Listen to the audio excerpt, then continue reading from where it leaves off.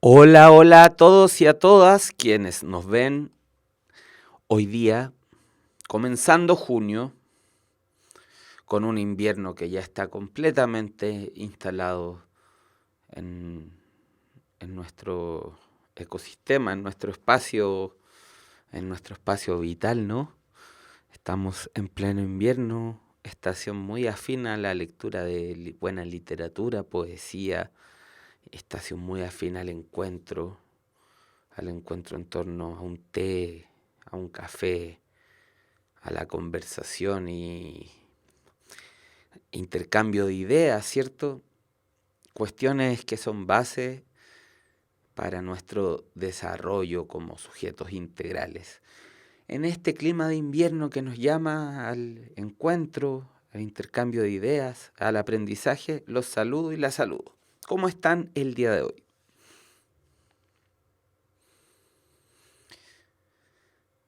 Me imagino que están bien.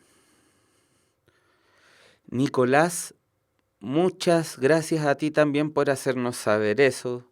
Para nosotros es muy reconfortante saber que a ustedes les sirve el trabajo que hacemos aquí, un equipo grande de personas.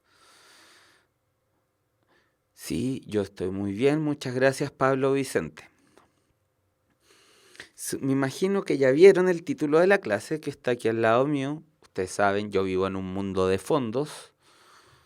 Esos edificios son... Yo vivo en uno de esos edificios que están atrás, hablo en la mañana con esas nubes y además me despierto y veo de qué se va a tratar la clase que voy a hacer ese día. En este mundo de fondos en el que yo vivo, eh, ya está insinuado que hoy día vamos a tratar comprensión de lectura. Hago la pregunta hacia ustedes. ¿Cómo se relacionan con esta sección de la PSU? ¿Qué opiniones tienen? Eh, ¿Con qué grado de confianza se sienten? ¿Qué cosas creen que les cuesta? Díganme, ¿qué opinan? Ahora que podemos chatear en gloria y majestad,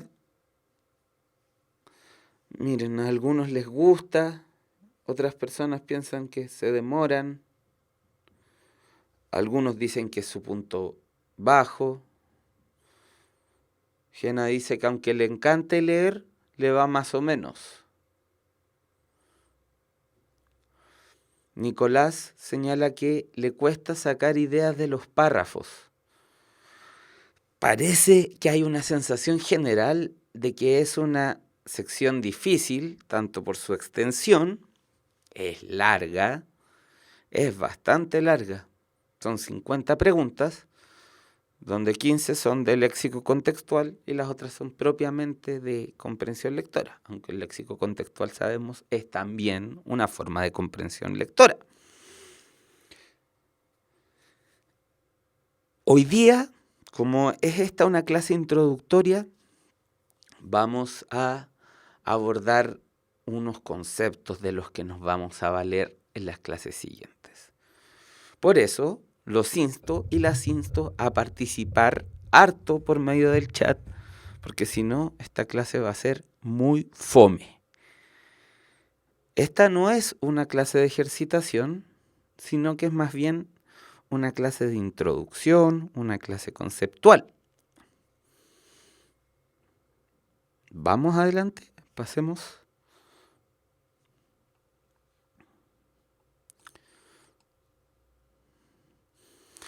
Uno, dos, tres y... ¡charán! El mago de los fondos lo ha hecho de nuevo. Veamos. Con más o menos inseguridades, la sección de comprensión lectora es la que suscita más resquemores. Algunas personas piensan que las preguntas y las respuestas son subjetivas. Esto es del sentido en que esas personas lo dicen, que depende del punto de vista de cada quien la alternativa que se definirá como correcta. Sí, Imaginémonos que estamos leyendo textos, ya estamos en comprensión lectora, tenemos un texto ante nosotros y podemos ir haciendo procedimientos de comprensión lectora de inmediato. Por ejemplo, podría haber una pregunta en comprensión lectora que señalase: ¿cuál es el objetivo de las comillas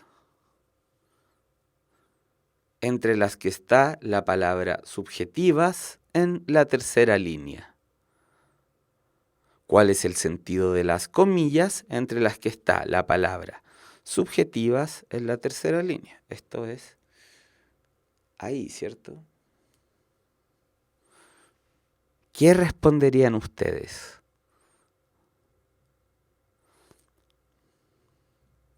Esa es una pregunta de comprensión lectora. Resaltar lo escrito en el texto.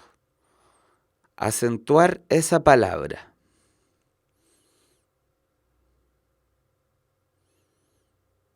Jena dice, es que puede ser y no a la vez.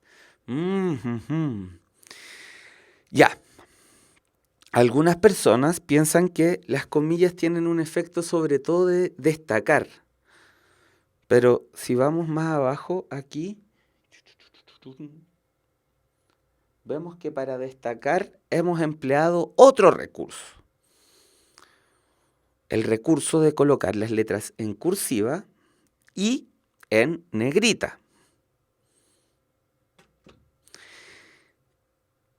Si el objetivo de las comillas es destacar, ¿por qué no empleamos el mismo recurso aquí arriba en este párrafo, ahí, que el que empleamos acá, por ejemplo?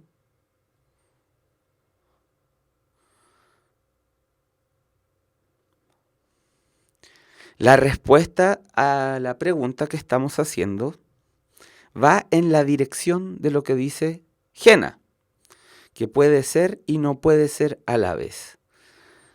Es decir, que estoy empleando subjetivas, entre comillas, como así como alguien diría subjetivas. Antes que resaltar la palabra, las comillas aquí cumplen la función de darle un sentido menos comprometido de quien dice a lo que dice. Las comillas se usan para insertar el discurso de otra voz en un texto. Si yo estoy escribiendo un texto sobre Pablo Neruda y quiero citar un poema de Neruda, tengo que ponerlo entre comillas. Bien, Nicolás, es como una cita generalizada. En este contexto, el uso de comillas, entonces, nos daría como la impresión de una cita de lo que se dice. También, entonces, puede ser marca, ¿cierto?, como un distanciamiento medio irónico en el tono. Algunas personas piensan que las preguntas y respuestas son subjetivas.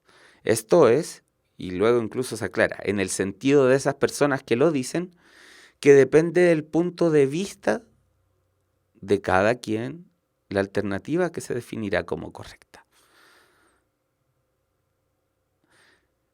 ¿Dependía del punto de vista notar el sentido de estas comillas sobre la que estamos hablando?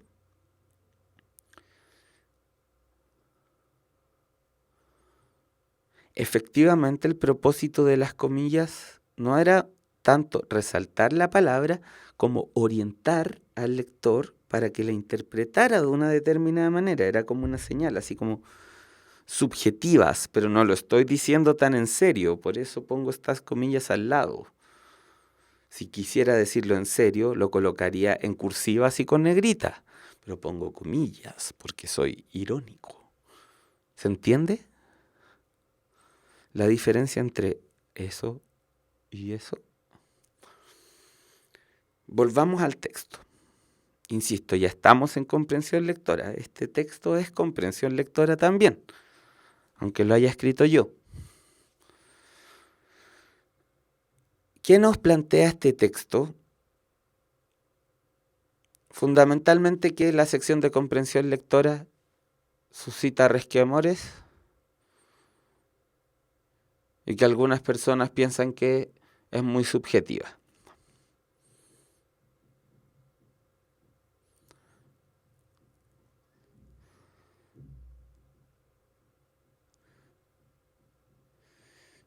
Pablo Vicente, yo creo que las comillas son el recurso más empleado para lograr ese efecto. Uno puede ocupar cursivas, pero la cursiva es más para decir que el concepto que estás ocupando es en un sentido específico. Por ejemplo, estás escribiendo sobre filosofía en un texto sobre Kant y colocas entendimiento en cursivas. Si entendimiento no estuviese en cursivas, podríamos entender, valga la redundancia, entendimiento en general. Pero como salen cursivas, se nos señala que tiene un sentido específico, un sentido técnico, que es el que le da Kant, por ejemplo, en su marco teórico. Para generar esta distancia irónica con las cosas, más bien el uso de comillas, lo que se usa en estos días. Sobre lo que dice el párrafo, ¿qué opinan? ¿Es la sección que les produce más resquemores o no? ¿Creen honestamente que es muy subjetiva?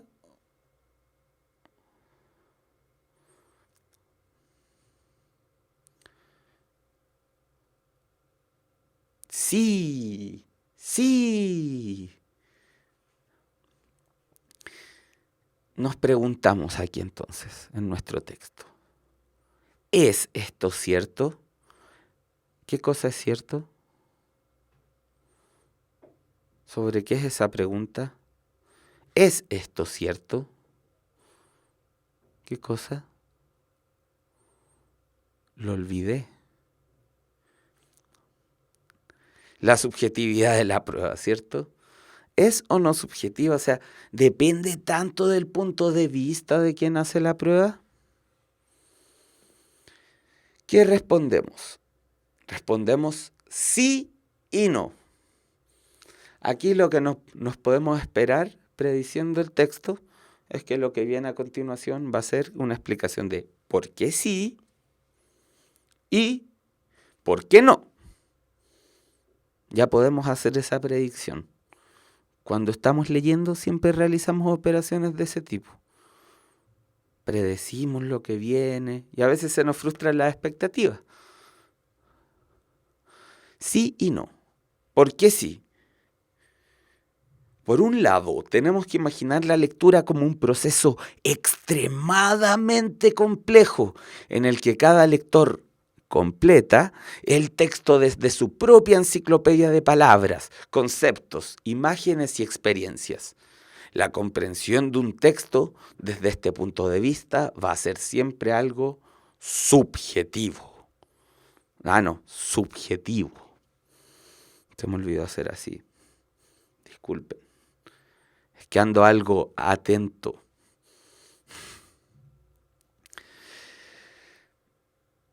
Claro, tengo razón cuando digo eso. Me leo a mí mismo y me encuentro toda la razón. Yo creo que no es un descubrimiento tan brillante, porque no es un descubrimiento siquiera. Es más o menos obvio que cuando yo aprendí las palabras, cuando era un bebé que estaba aprendiendo el lenguaje, incorporó las palabras en distintos contextos, a cada palabra la dotó de distintas densidades emocionales. Luego las experiencias de mi vida, las personas con las que conversé, los libros que leí, hicieron que las palabras pasaran a ampliar su horizonte de significados, que algunas guardaran sentidos ocultos y profundos, otros sentidos se mostraran a la luz del día. Sí, me parece perfectamente sensato lo que digo aquí en este párrafo. Por una parte, es tan personal la relación que se tiene con el lenguaje que desde un punto de vista, la comprensión de un texto no puede no ser algo subjetivo. Y esto es porque cada lector completa el texto. ¿Alguien notó que digo eso? ¿A qué se referirá la persona que escribió este texto, o sea, yo? ¿A qué se referirá esa persona cuando dice que el lector completa el texto?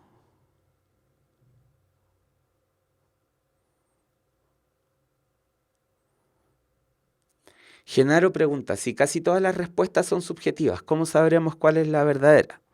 Que no cunda el pánico, amigo. Vamos a trabajar sobre eso.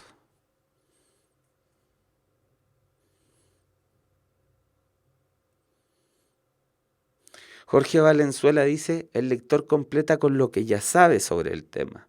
Bien. Macarena dice, le da su sentido. Pablo Vicente dice, ¿a qué lo hace? Pero de manera equivocada. No necesariamente.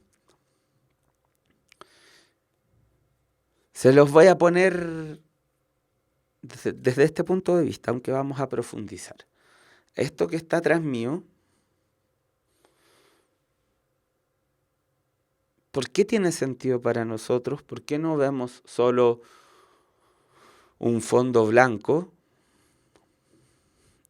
con un joven no muy guapo, pero simpático, hablando unas cosas de colores y como unas manchas negras?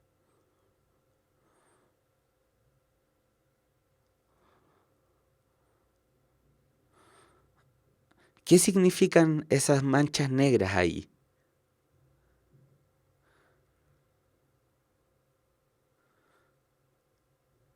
Esas manchas negras tienen formas más o menos regulares. Pero ¿qué es para el universo un papel con manchas negras? Es solo un papel con manchas negras. Y tal vez ni siquiera eso, porque no sabemos si las cosas son para el universo. Esto que está atrás se vuelve un texto con sentido cuando hay un lector que repasa con su vista aquello que está inscrito, que está escrito, y les va otorgando sentido.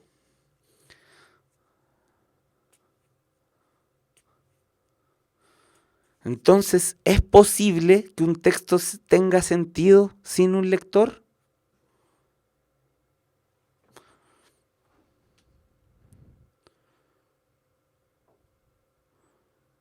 No es posible, ¿cierto? El sentido solo va a existir cuando haya alguien que pueda darle sentido a un texto. Si no, esto que está atrás es una cuestión con manchas negras y la imagen de un joven no muy guapo pero simpático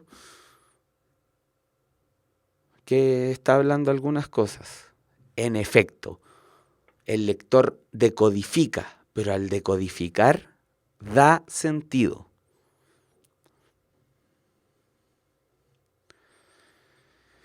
¿Cómo sabemos entonces hasta dónde llega el escritor y hasta dónde llega el lector?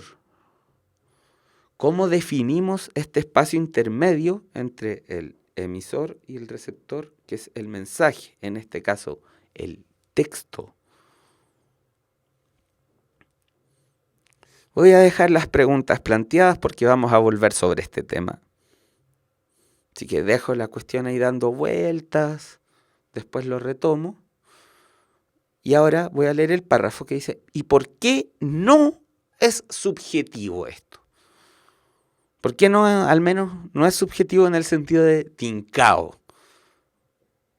Que la respuesta correcta es la que les tincó a las personas del DEMRE. Eso no es así, decimos. Por otro lado, la PSU, en cuanto instrumento para evaluar la lectura, no nos olvidemos nunca de qué es eso, un instrumento para evaluar algunas cosas.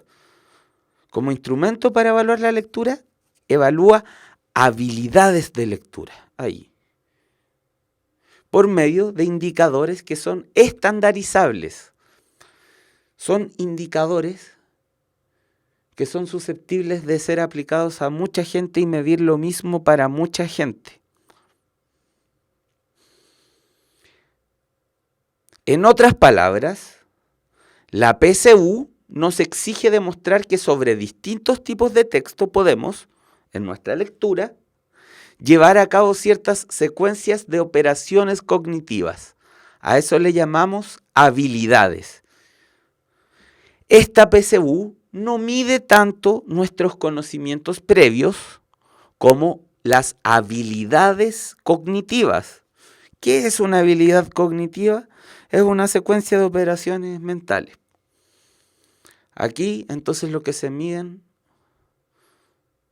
son estas habilidades cognitivas de lectura. Por ello, ahora que vamos a ver comprensión lectora, vamos a hablar de las habilidades hasta la saciedad. ¿Cuál es nuestra estrategia? ¿Qué hemos dicho desde el principio aquí? Lo que hemos dicho desde el principio es que nuestro objetivo es prepararlos y prepararlas conociendo la prueba. Que la prueba no sea sorpresiva para ustedes, que ustedes puedan predecir todo lo posible qué es lo que se está pidiendo de ustedes en una pregunta, porque ustedes conocen cómo esta prueba está formulada. Para conocer eso, entonces, para cumplir con el objetivo, el sentido que tiene este preu de lenguaje, es necesario que ustedes sean conscientes de las habilidades que se evalúan en cada ítem. Cada ítem de la PSU evalúa una actividad, una habilidad. Entonces, una de las cosas que vamos a hacer será conocer las habilidades lectoras.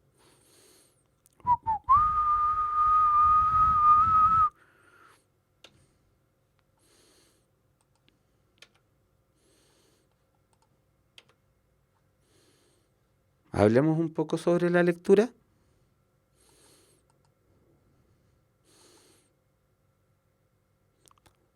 Tenemos en pantalla dos cosas. Un texto y un lector y una lectora.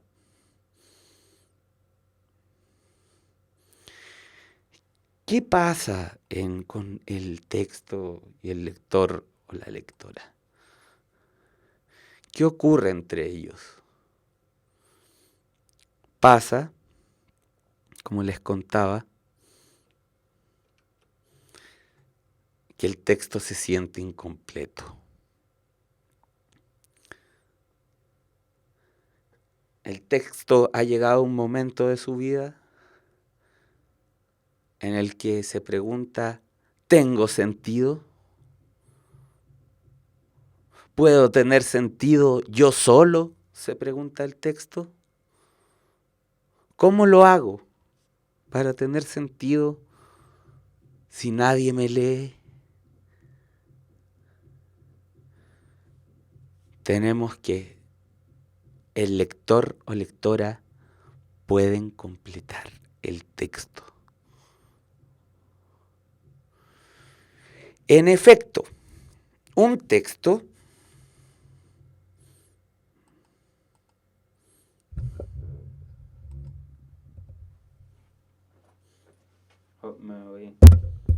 me voy a interponer entre su amor.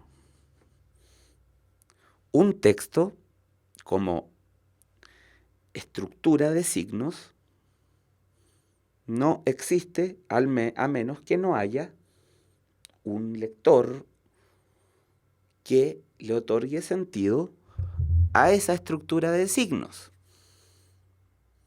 Dicho de otra manera, no hay sentido para el texto si no hay lector. Y el lector, ¿cómo lo hace? Para darle sentido al texto, lo hace por un procedimiento, una actividad cognitiva, físico-cognitiva, que parte desde el sentido de la vista o del tacto para las personas que leen en braille, y se va hasta nuestra mente, sea lo que sea que es nuestra mente. Sabemos que eso es todavía un tema misterioso para la ciencia y la filosofía, definir así precisamente qué es la mente, pero bueno, sabemos que tenemos mente. Al menos yo sé que tengo. Ustedes podrían ser todos zombies que se comportan como humanos, pero yo al menos estoy seguro de que yo tengo mente. Y ustedes deberían estarlo también sobre la suya. Entonces,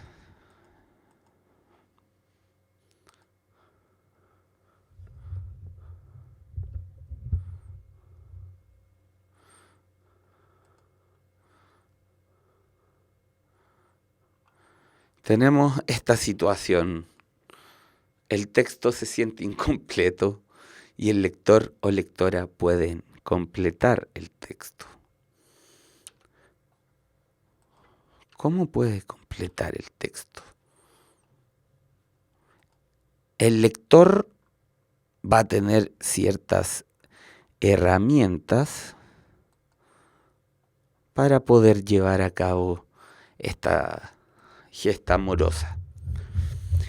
¿Qué posee uno cuando se enfrenta a un texto?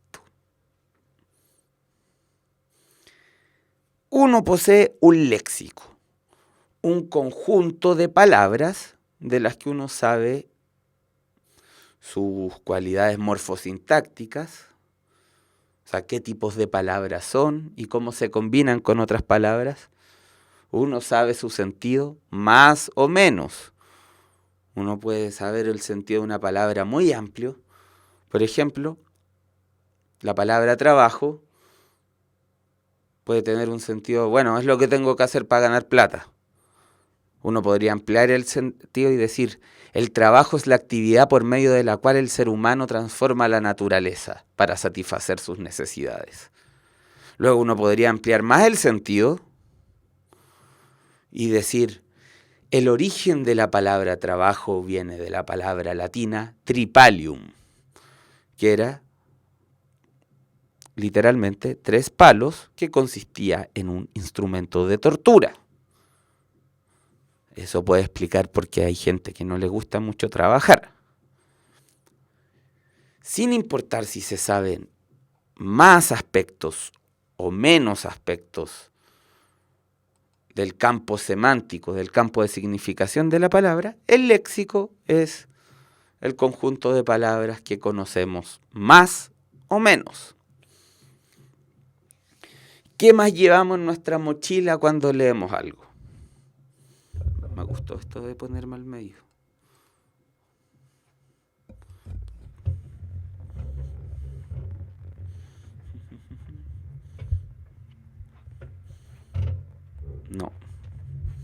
No puedo llevar el micrófono tan allá, así que tengo que desaparecer. Llevamos nuestro conocimiento de la cultura.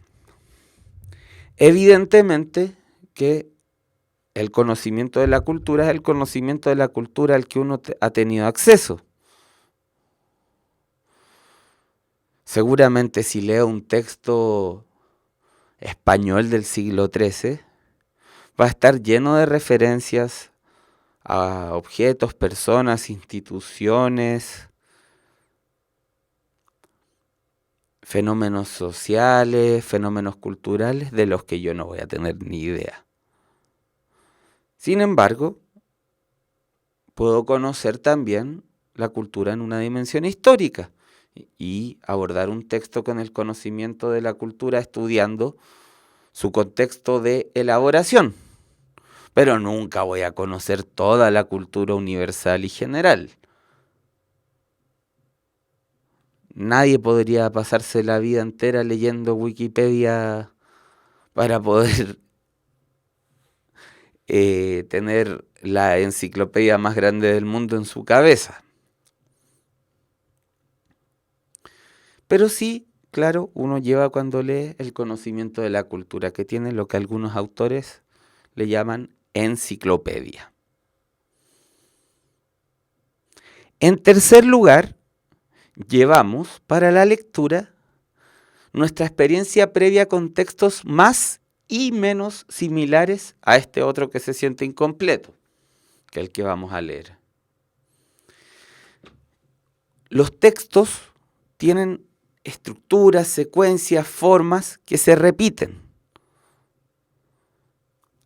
Entonces, la experiencia previa que tenemos con tipos de textos van a determinar también cómo los leemos. Seguramente un instructivo o un manual lo hemos leído muchas veces. No necesitamos adaptarnos a las convenciones del género. Saber que el título nos va a indicar para qué sirve el manual y el texto nos va a dar una serie de pasos. Eso lo sabemos desde antes de empezar a leer el texto y seguramente cuando leamos el manual va a cumplir con las expectativas que teníamos formadas previamente. Pero si leemos un diálogo de Platón, Platón no escribía tratados como Aristóteles, no escribía así como, ya, ahora voy a hablar de la metafísica. La metafísica es la ciencia de los primeros principios y consiste en tal y tal, tal y tal y esto. No, los textos de Platón no eran así, eran diálogos. Empezaban mostrando cómo se encontraban dos personas y decían, oye, sí, ¿tú supiste lo que hizo el Alcibiades? No, pero me contó Paraninfo. Ay, ¿qué te contó Paraninfo? No, me contó un día que Sócrates llegó donde Alcibiades. Y al final el contenido del texto, las ideas de Platón van a ser expresadas mediante la opinión de Sócrates en un diálogo. Si no estamos naturalizados con el género diálogo platónico, tal vez nos cueste entender cómo ahí hay un libro donde se está defendiendo una idea filosófica, si parece ser la exposición de distintos personajes hablando. Cuando leo una novela, no espero extraer una sola posición filosófica de la novela. No espero que esa novela me comunique cuál es la visión filosófica del autor. En cambio, en un diálogo platónico, yo legítimamente puedo buscar qué es lo que quería decir Platón con eso.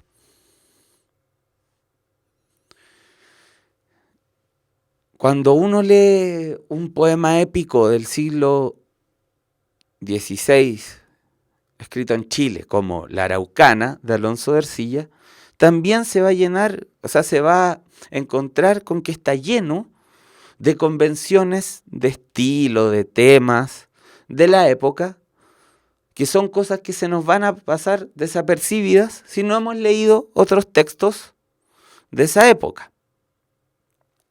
Entonces, a eso nos referimos que uno como lector también lleva su experiencia previa con textos más y menos similares al texto que se va a leer. No sé si queda claro este punto. O sea, no es solo que hayamos leído harto, sino que podamos leer en distintos tipos de textos. Hace rato que nadie habla en el chat, entonces no sé si esto va claro o no.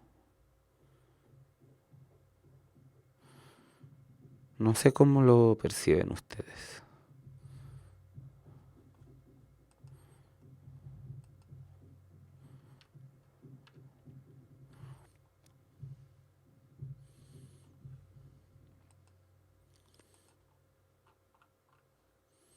Tal vez se pegó el chat. Voy a recargar.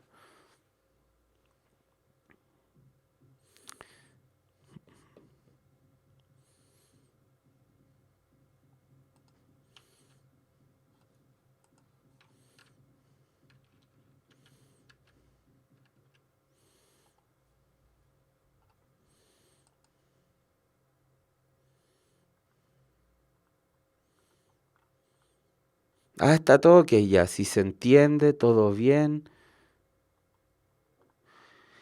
No se debería haber cortado. Se supone que nuestra conexión está bien transmitiendo. Javiera no entendió, todo bien. Ya. Hagamos un corolario. ¿Qué es un corolario? Una especie de resumen de lo que llevamos hasta ahora.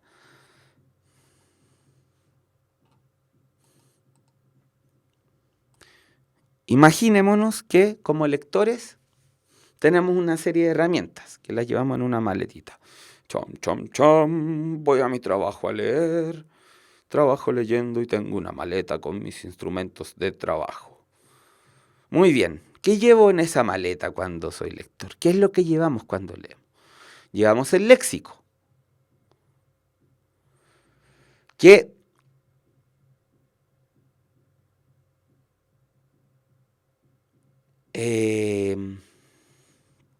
es el conjunto de palabras que manejamos. Llevamos el conocimiento de la cultura, que puede ser mayor o menor.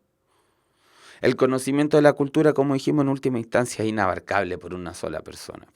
Ahora que ya la cultura es cultura global y podemos tener acceso a la historia de China, de la India, de Pakistán, de Sri Lanka, de Honduras, de los pueblos que vivieron en las Guyanas francesas, sabe, tener un completo conocimiento de la cultura sería imposible. Pero para eso está Wikipedia. E Internet en general, y los libros, y los atlas, y las bibliotecas, y eso. También influye y este fue el último punto que tratamos antes de que yo hiciese la interrupción, estaba la experiencia previa que teníamos con tipos de textos. O sea, si hemos leído varios textos poéticos del siglo XVI, seguramente nos va a ser más fácil leer un texto poético del siglo XVI. Si nunca hemos leído un texto poético del siglo XVI, se nos van a pasar varias convenciones de estilo, formas, usos, como que alguien en 200 años más se ponga a leer los primeros chats que uno se mandaba y se pregunten, oye, ¿y qué significarán las siglas TQM? Transmisión quincenal o mensual debe ser. Sí, debe ser eso, TQM. PLR, ¿qué significará? Seguro que estos cabros de la década del 2000 decían PLR y significaba por la reina. Y cosas así, pues. ¿Qué significaba vkn? ¿Qué significaba vn?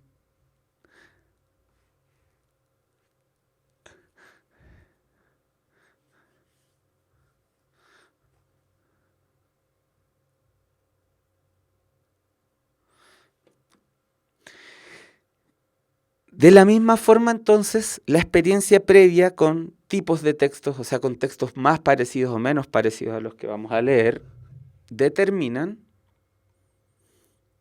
cómo vamos a leer y qué cosa vamos a leer. ¿Qué vamos a leer cuando leamos? Hasta este punto, entonces, ¿vamos bien?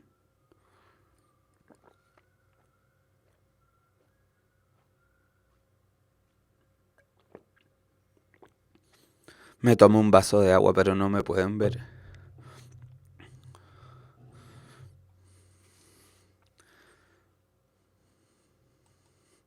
Ya, ¿qué más llevamos en nuestra maleta de lectores?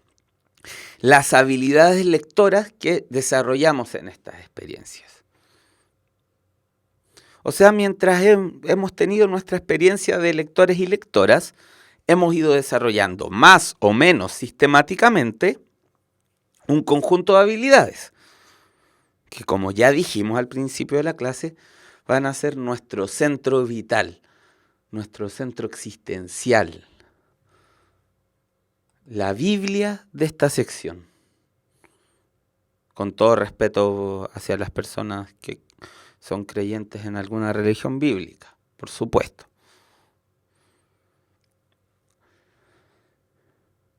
Finalmente, además de las experiencias, llevamos nuestras propias experiencias de vida y formas de organizar los sentidos y significaciones.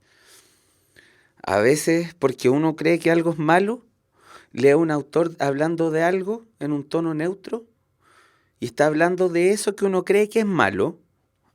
A ver, voy a empezar de nuevo. Y ahora viéndome. Imagínense, a mí me cargan los mimos. Me cargan los mimos, me carga que me molesten los mimos en la calle. Aparte, no soy muy afín a ese sentido del humor. Creo que todas las personas que quieren ser mimos tienen el completo derecho a hacerlo y obviamente yo no les voy a hacer nada y no voy a hacer nada para que ellos no puedan ser mimos, pero a mí no me gustan los mimos. Leo un texto que habla de los mimos. El autor lo escribe en tono neutro, pero como a mí me cargan los mimos, yo pienso que el autor está hablando enojado. De esa manera mi experiencia puede intervenir mi lectura.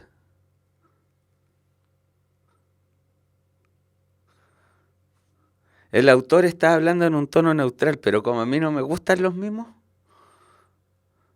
leí todo con tono de enojo. Bueno, de esa manera las experiencias personales también pueden influir en la lectura. ¿Por qué no?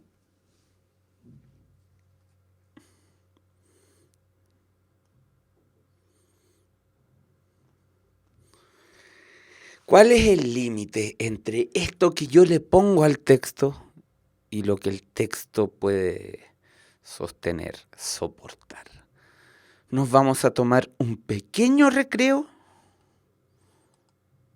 y vamos a responder como podamos esas preguntas. See ya later.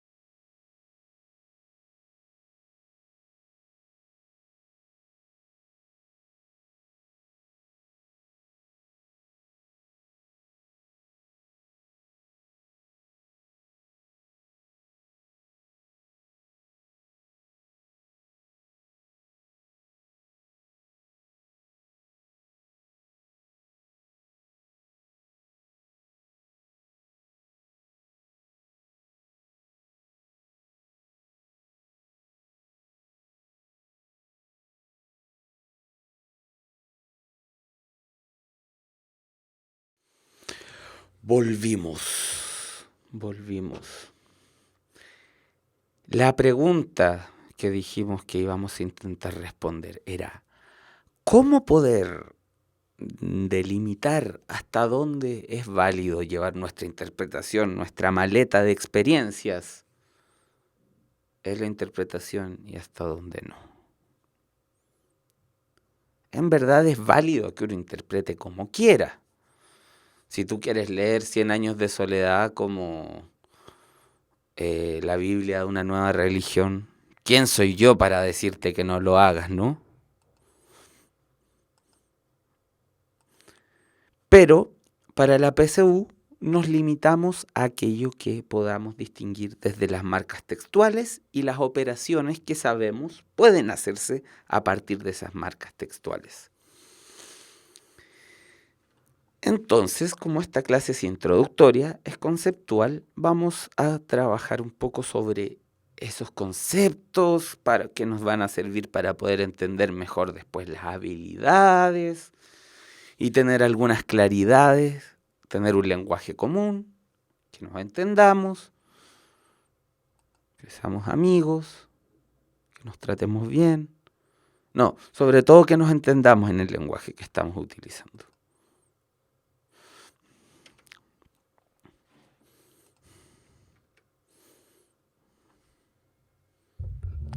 Las habilidades de lectura podemos entenderlas como constituyendo 3 niveles. ¡Oh, 3 niveles! Estoy impresionado. 3 niveles. Nunca imaginé que fueran tantos. 3 niveles. Eso no es nada. Yo construí un edificio de 5 niveles. Bueno, las habilidades de lectura podemos entenderlas como constituyendo 3 niveles. Estos niveles son, digamos, acumulativos. Cada nivel superior presupone el desarrollo del anterior.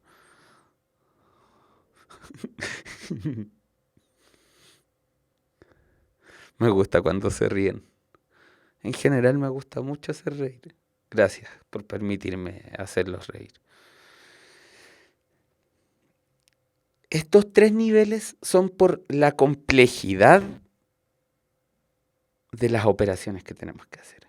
Como dijimos, las habilidades cognitivas son como secuencias de operaciones mentales, cosas que hacemos con la cabeza, con la mente, no con la cabeza, con la mente. Y estos niveles son el nivel explícito, el nivel implícito y el nivel evaluativo. El nivel explícito, el nivel implícito y el nivel evaluativo. ¿Qué significa cada uno de estos niveles? ¿Por qué es necesario hablar de niveles? ¿Por qué razón hemos venido al mundo? Yo puedo responder solo 2 de esas 3 preguntas. Pero para ello, trazaremos unas cuantas distinciones conceptuales.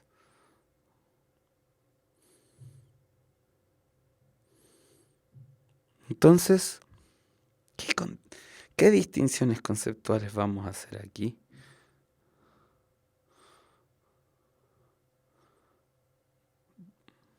Veamos.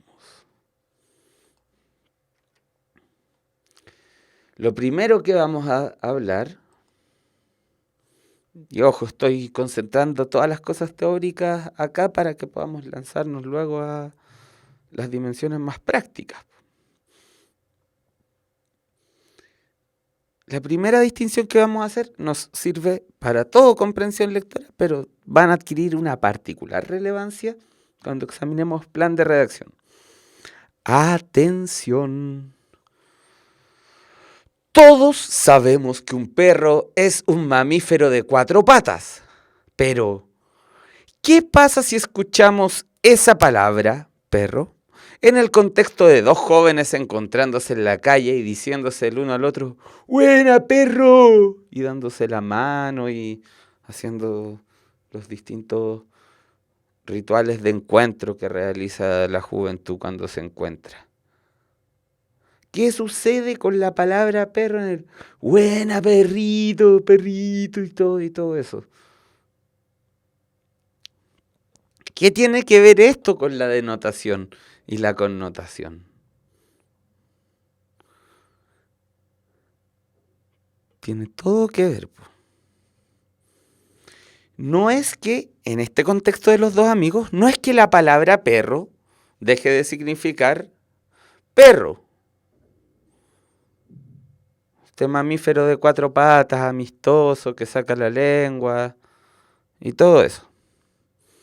No es que deje de significar perro, pero el uso en ese contexto determinado expande la significación de la palabra para decir algo así como amigo. Perro significaría amigo, o si no es amigo, significa al menos varón por quien siento algo de estima. Entonces cuando digo, buena perro, le estoy diciendo a su vez, eres como un perro, porque los perros son estimables, leales, fieles, amistosos. Así que también al decirte que eres como un perro, estoy diciendo que eres buen amigo. Bien, con este ejemplo, manteniéndolo en la cabeza, vamos a decir lo siguiente. La denotación es el sentido que una palabra adquiere según la convención de una lengua. Por así decirlo, el sentido al que nos acerca una definición de diccionario. Perro, mamífero de 4 patas, del género de los caninos, viven en todo el mundo, evolucionaron con los humanos. A mí me gustan los perros, pero al lado de mi casa viven 4 perros. Mi pieza es la que más da a la calle. Y esos perros me despiertan a menudo ladrando los 4 y haciendo ladrar a los otros perros de la cuadra. Eso puedo decir con el significado denotativo de los perros. Entonces, hago la pregunta, ¿qué sería el sentido connotativo? Si la denotación es, por así decirlo, el sentido del diccionario. No es propiamente el sentido del diccionario, es el sentido que le otorga la lengua convencional. La denotación también se va transformando de acuerdo al uso, pero eso en tiempos más lentos. ¿Qué sería la connotación?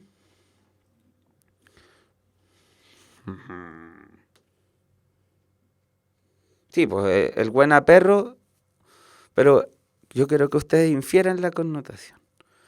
El significado que la palabra adquiere en un contexto determinado. Perfecto, Andrea. Va en cómo se usa en el contexto. La connotación es el significado que la palabra adquiere en un contexto. Por ejemplo, aquellos profesionales de la salud que dan consultas, diagnostican y recetan tratamientos y se llaman médicos. En el contexto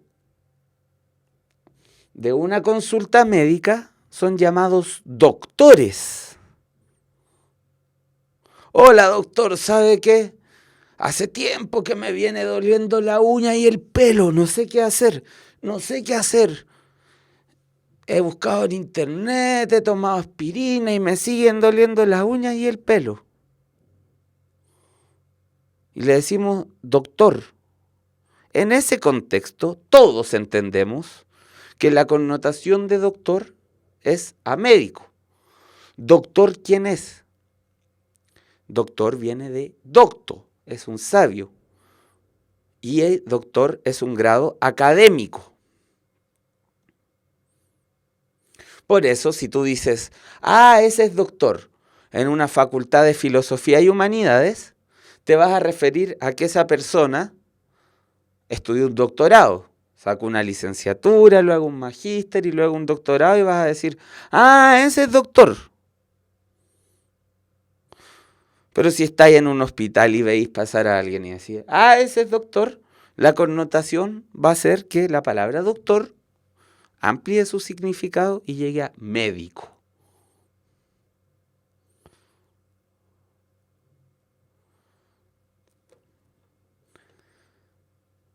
¿Entienden entonces la diferencia entre la denotación y la connotación? La denotación es el significado de diccionario, acuérdense de las comillas, porque no es completamente exacto que sea el significado de diccionario, pero en realidad es el significado convencional en el uso de una lengua. Pero podemos decirlo para simplificar un poco que es el significado de diccionario. La connotación es el sentido que adquiere la palabra en un determinado contexto específico. Qué bueno que les haya quedado clara esta definición. Úsenla mucho. Sirve caleta. Estás en una discusión y decís, sí, pero cuando tú me dijiste, amigo querido del alma, queríais connotar, asqueroso, desgraciado, imbécil. Lo noté en tu tono. Imagínense cómo lo podemos usar cuando peleemos con gente. No, mentira, ocúpenlo para el bien, no para pelear. Solo quería dar un ejemplo cómico. No quiero incentivar a las personas a que peleen.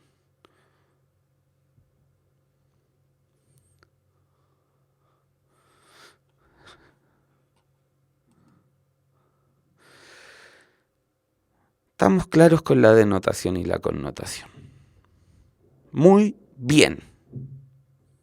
¿Qué otras cosas tenemos que distinguir?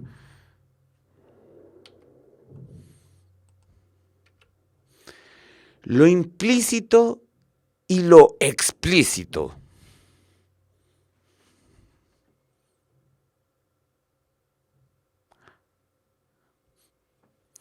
Imaginemos que un texto es como un iceberg. El iceberg es una metáfora muy usada y gastada, pero la vamos a usar de todas formas. Por algo es usada y gastada, porque es cómoda. Uno dice, como el caso Penta es solo la punta del iceberg de la corrupción en Chile. Es una metáfora súper utilizada. Pero es cómoda porque nos permite imaginar algo que por un lado tiene una superficie que sale a la luz y que por el otro lado tiene una profundidad que no podemos ver. En ese sentido, hablar de que algo es como un iceberg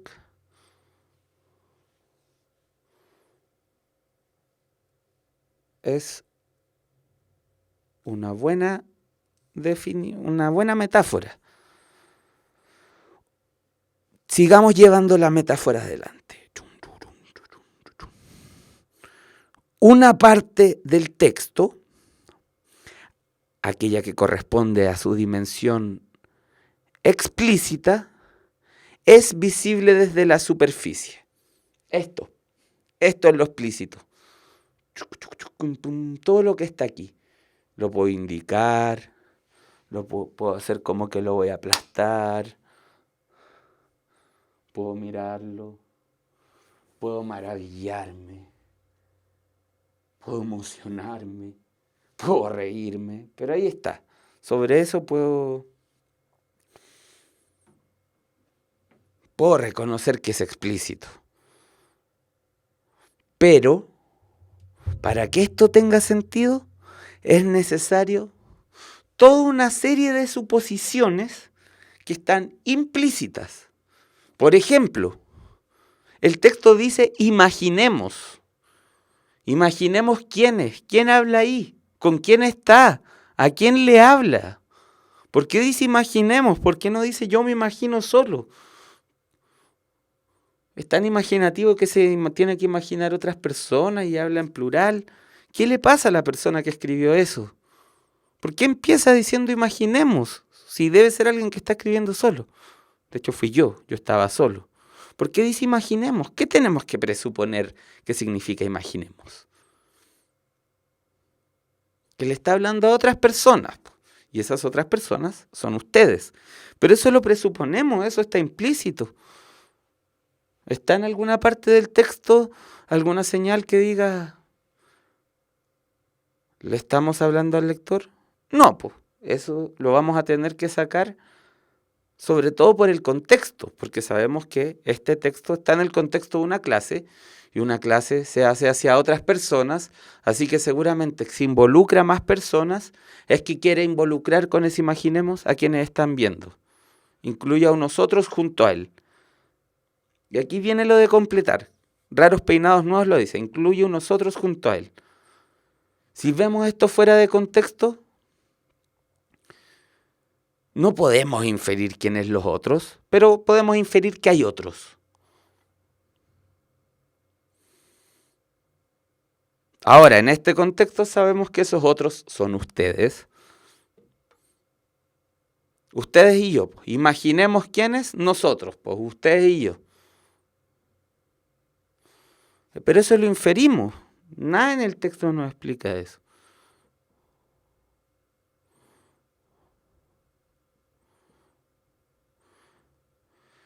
Hay otra parte, en cambio, la de lo implícito, que requiere meter la cabeza debajo del agua para ver qué hay debajo del iceberg.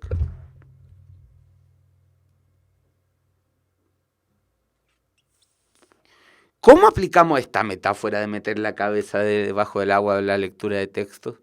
Vamos a llevar como una piscina chica, como esas piscinas para guagua, cuando vayamos a ver la PSU, y cuando tengamos que ver la parte implícita vamos a hacer y vamos a salir y vamos a ver la respuesta correcta. No, pues la metáfora no se puede aplicar tan textual. Seguramente tiene que ver, como dijo alguien delante, con procesos de análisis, de inferencias, de síntesis, operaciones cognitivas a partir de las cuales podemos sacar más información de la que se ve a primera vista. Cada una de esas operaciones van a ser las operaciones del segundo nivel. Decimos ahora, como vimos al principio, hay 3 niveles: el explícito, el implícito y el evaluativo. Todavía dejamos el evaluativo en suspenso. Miren. Te lo advertí, te lo dije varias veces, Pablo.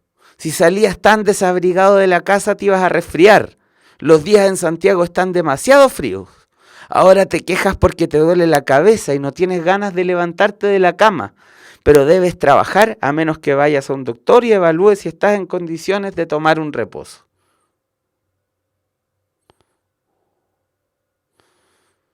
¿Qué podemos inferir? A ver, infieran cosas de ese texto.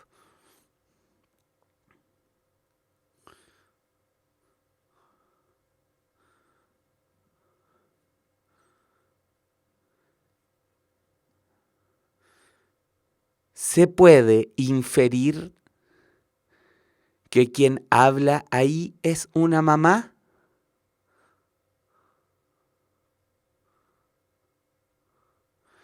No se puede inferir que es una mamá. Podría ser la mamá de Pablo, podría ser el papá de Pablo, porque no hay ninguna marca de género en el emisor.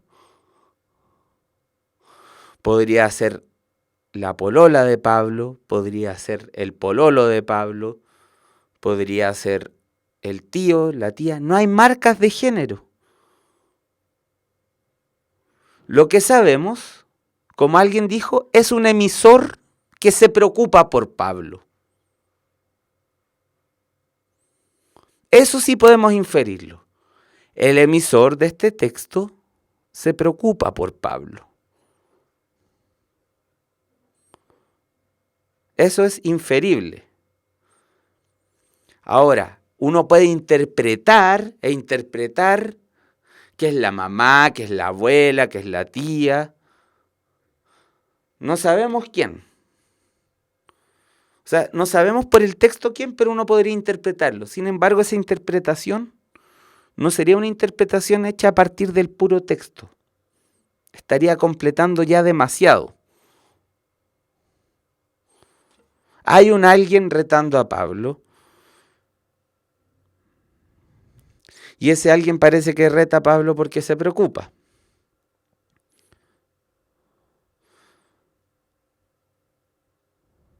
¿Se puede inferir quién es Pablo?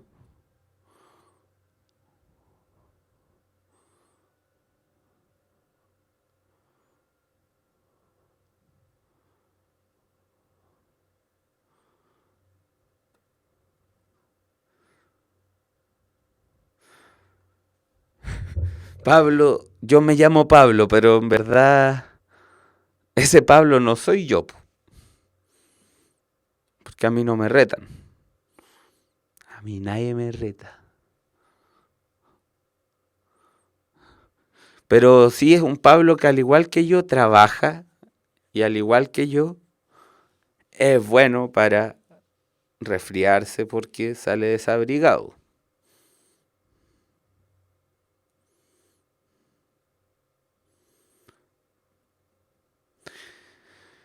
Raros peinados nuevos. Yo lo diría de otra forma. No puedo inferir que es la mamá, pero por la forma del discurso puedo inferir que es una figura materna, que cumple un rol materno. Eso puedo inferir. Que no es lo mismo que decir es la mamá. Puede ser una amiga que es como mi mamá y... Ah, verdad que ese Pablo no soy yo. Pero que cumple un rol maternal. Ya, eso es más defendible. Podemos decir esto calza con el estereotipo del discurso materno. Así que podemos decir que esa figura adopta un rol maternal. Sí, eso es absolutamente defendible. Pero eso implica un paso más allá, que es el de la evaluación, que es cuando hacemos dialogar el texto con las cosas que rodean con el ambiente cultural. ¿Ven? Hecan piensa que es la esposa de Pablo. Otras personas piensan que es la mamá de Pablo. Podría ser una amiga de Pablo. ¿Ven cómo las distintas lecturas es entretenido? Ver cómo va surgiendo eso. En realidad el texto soporta todas esas interpretaciones. Que las soporte me refiero a que no contradicen el texto. O sea, no encontramos nada en el texto que las verifique, pero tampoco que las niegue.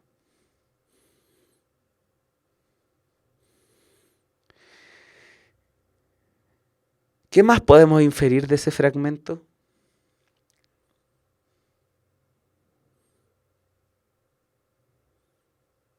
Sí, raros peinados nuevos, esta materia hermosa.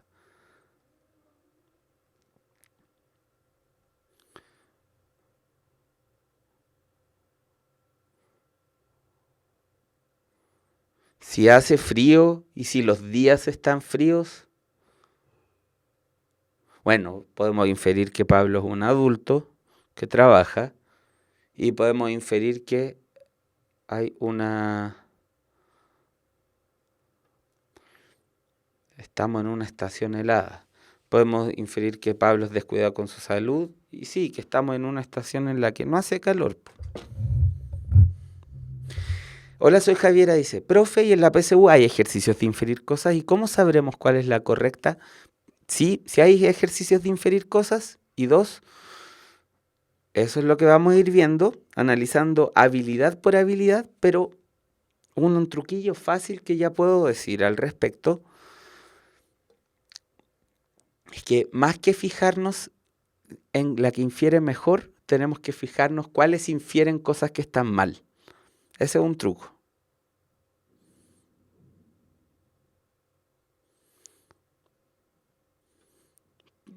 Fijarse cuáles inferencias están diciendo cosas que no hay cómo sacarlas del texto. Les van a salir 5 alternativas. Por ejemplo, del párrafo anterior se puede inferir que Pablo tiene esposa. No, eso no lo podemos inferir del texto. ¿Quién habla es la mamá de Pablo? No, no lo podemos inferir del texto. Pablo es quejón. No, no podemos inferirlo del texto. Sabemos que el Pablo se está quejando, pero no sabemos si es quejón o no es quejón. Tal vez no se queja nunca y se quejó ese día nomás porque no durmió bien. No podemos saberlo. Pablo es descuidado con su salud. Sí, eso sí lo podemos seguir del texto. Claro, lo que dice Miguel Mí. El emisor es una persona que se preocupa por Pablo. Eso lo podemos inferir del texto. Que el Pablo es porfiado. No les quepa duda a ustedes de que el Pablo es porfiado. Veamos este otro. Esa mañana salió de su casa y vio un rinoceronte vestido de cartero. Lo saludó amablemente y prosiguió su camino. ¿Qué podemos inferir de ahí?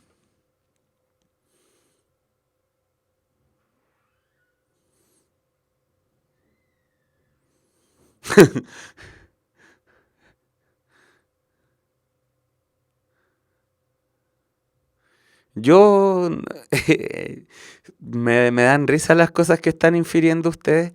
Bueno, que hay locura y alucinación. Yo podría inferir, se me está relatando algo que ocurre en un mundo ficticio de características fantásticas.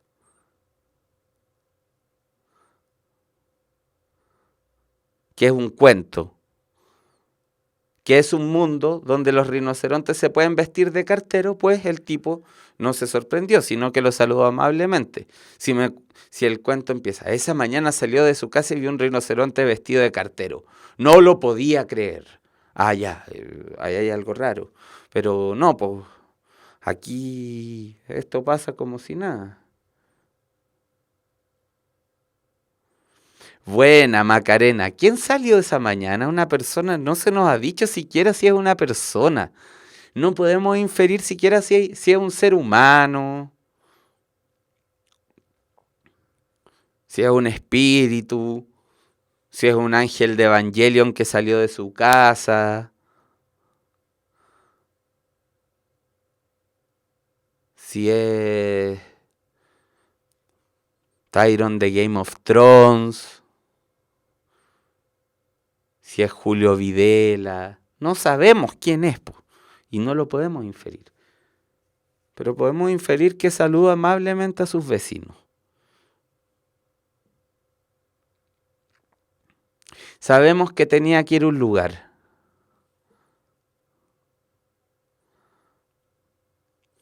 Entonces, nos hacemos las preguntas de abajo.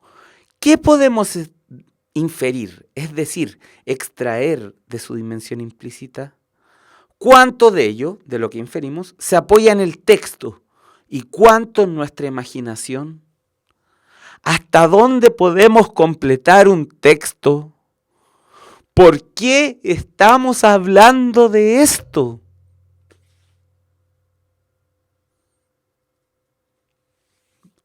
La última pregunta es más fácil de responder. Las otras requerirán un proceso un poco más largo. Estamos hablando de esto porque es constitutivo para entender las habilidades que van a ser evaluadas en la sección de comprensión lectora. Nuestra apuesta es que si ustedes conocen esas habilidades, las manejan, saben detectar en las preguntas qué habilidad se les está requiriendo, les va a costar mucho menos. Nos quedaba una sola cosa, que es la de evaluar.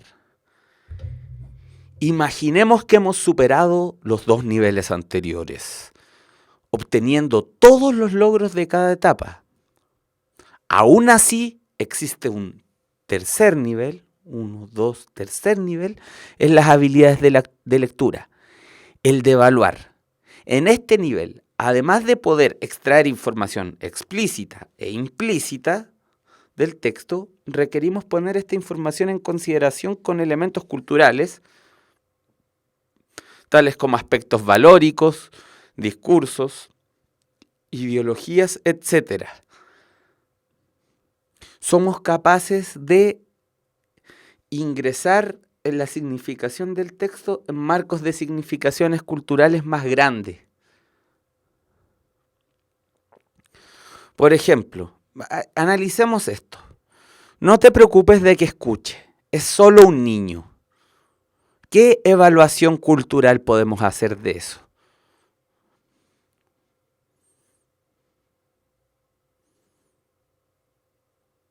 Podemos decir, en ese enunciado hay una concepción adultocéntrica que niega que los niños tengan subjetividad, que puedan entender y percibir las cosas. Se les invisibiliza como sujetos capaces de comprender, percibir e interactuar con su entorno.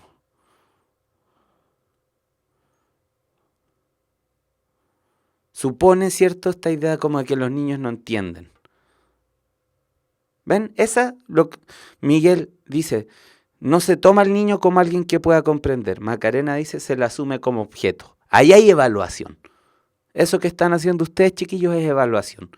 Están poniendo este discurso dentro de marcos culturales y valorativos más amplios, que permiten una aproximación que ya es más crítica hacia lo que se está leyendo. Supone una habilidad de lectura mayor. Miren este segundo ejemplo. Sorprende cómo Catalina juega a la pelota, pues juega mucho mejor que cualquier hombre. Y ojo, que eso se puede decir con muy buenas intenciones. Se puede decir como para darle un elogio a Catalina.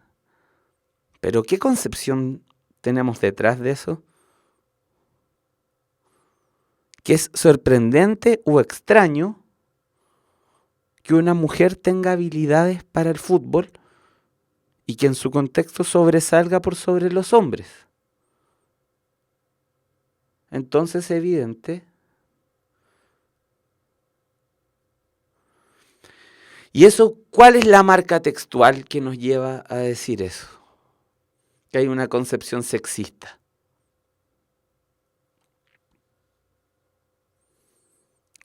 La concepción sexista la vemos ahí, ¿cierto? En el sorprende. ¿Por qué tendría que sorprender? ¿Por qué me tendría que sorprender de que una persona que le gusta hacer algo y tiene habilidades sea muy buena para hacer algo? ¿Por qué me tendría que sorprender? Porque es mujer. ¿Ven? Ahí hay un nivel evaluativo.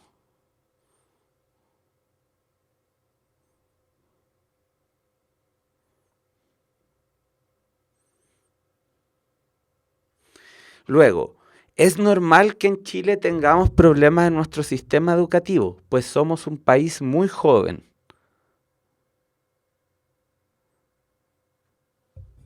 ¿Qué evaluación harían ahí? ¿Qué concepción hay detrás de eso? ¿Qué idea?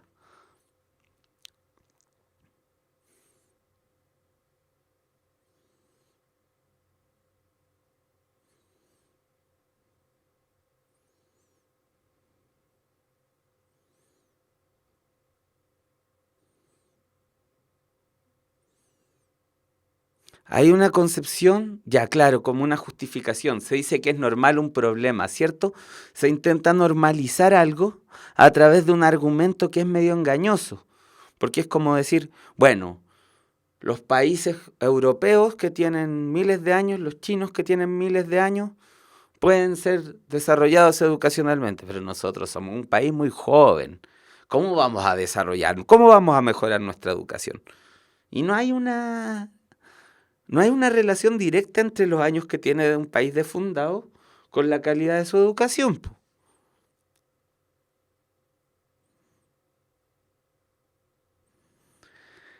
¿Ven?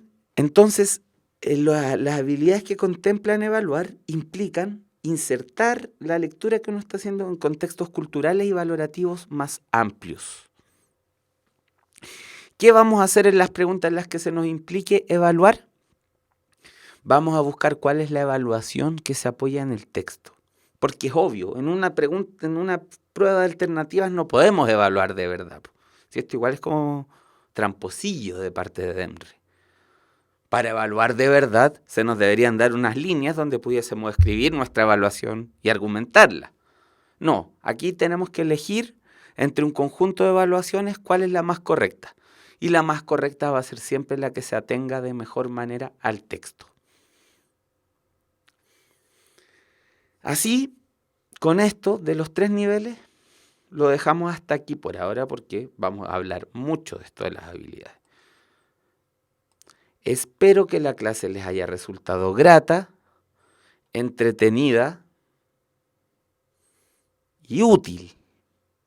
Espero que los conceptos les hayan hecho algo de sentido. No todas nuestras clases van a ser así de conceptuales. Yo creo que esta es la clase más conceptual que hemos tenido hasta ahora.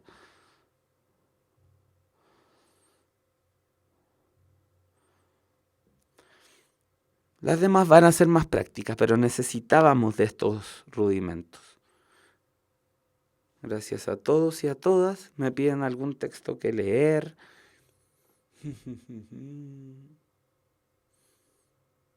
Hay uno cortito que es bien interesante, pero es raro. Es corto, pero es raro. Tiene solo 2 párrafos. Se llama Nocturno de Chile y es de Roberto Bolaño. Nocturno de Chile de Roberto Bolaño. Yo creo que pueden encontrarlo online. Es cortito pero exigente. Bueno, chicos, chicas, me despido. Que estén súper bien. Todo lo bueno para ustedes. Adiós.